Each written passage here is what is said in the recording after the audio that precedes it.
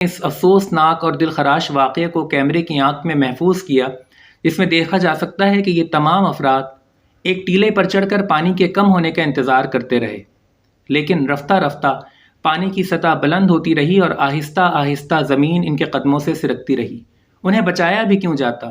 ان کی حیثیت اتنی تھوڑی تھی کہ ان کے لیے سرکاری مشینری پوری قوت و طاقت سے حرکت میں آتی۔ السلام علیکم ورحمۃ اللہ وبرکاتہ۔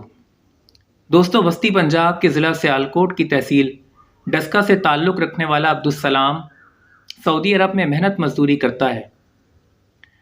اس بار جب مکان کی تعمیر کے سلسلے میں چھٹیاں لے کر اپنے پیاروں سے ملنے وہ خوشی خوشی وطن واپس آ رہا تھا تو اسے اندازہ ہی نہیں تھا کہ عنقریب وہ ایک سخت آزمائش سے دوچار ہونے والا ہے۔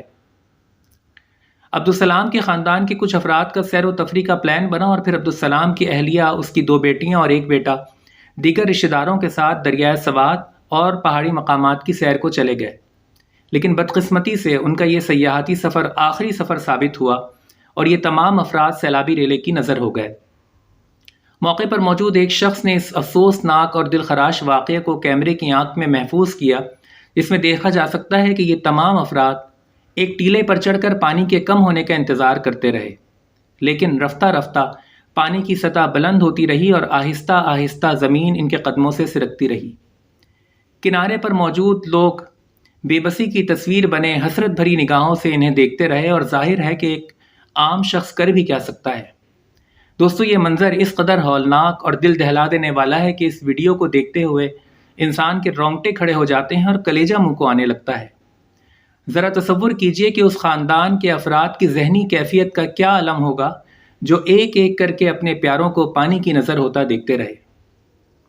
کہا جا رہا ہے کہ 2 روز پہلے محکمہ موسمیات نے الرٹ جاری کر دیا تھا۔ ضلعی سطح پر دفعہ 144 نافذ تھی اور سوشل میڈیا کے تھرو شہریوں کو ندی نالوں میں طغیانی کے خطرے سے باخبر بھی کر دیا گیا تھا، لیکن حقیقت یہ ہے کہ زمینی سطح پر کوئی حفاظتی تدبیر اختیار نہیں کی گئی۔ انتظامیہ کی نااہلی اور غفلت کا عالم یہ ہے کہ 1.5 گھنٹے سے زیادہ سیلابی ریلے میں پھنسے لوگ لمحہ بلمحہ موت کے منہ میں جاتے رہے، کسی ریسکیو کی امید میں موت کی آنکھوں میں آنکھیں ڈالے زندگی کی جنگ لڑتے رہے، لیکن انہیں بچانے کی کوئی سنجیدہ کوشش نہیں کی گئی۔ انہیں بچایا بھی کیوں جاتا؟ ان کی حیثیت اتنی تھوڑی تھی کہ ان کے لیے سرکاری مشینری پوری قوت و طاقت سے حرکت میں آتی۔ ان کی زندگیاں اس قدر اہم تھوڑی تھیں کہ سرکاری کاموں کے لیے اوبر کی طرح استعمال ہونے والا کوئی ہیلی کاپٹر ان کے لیے بھی فضا میں بلند ہوتا۔ دوستو، جانے والے تو چلے گئے، لیکن پیچھے رہ جانے والوں کی زندگیوں میں جو خلا آ گیا ہے وہ کبھی پورا نہ ہوگا۔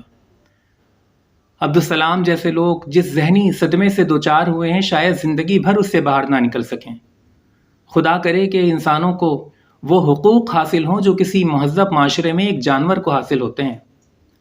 اس موقع پر مقامی حکومت کی بھی ذمہ داری ہے کہ اس واقعے کی پراپر انویسٹیگیشن کریں اور غفلت برتنے والوں کو سخت سزائیں دیں، تاکہ دوبارہ اس طرح کا کوئی انسانی المیہ جنم نہ لے۔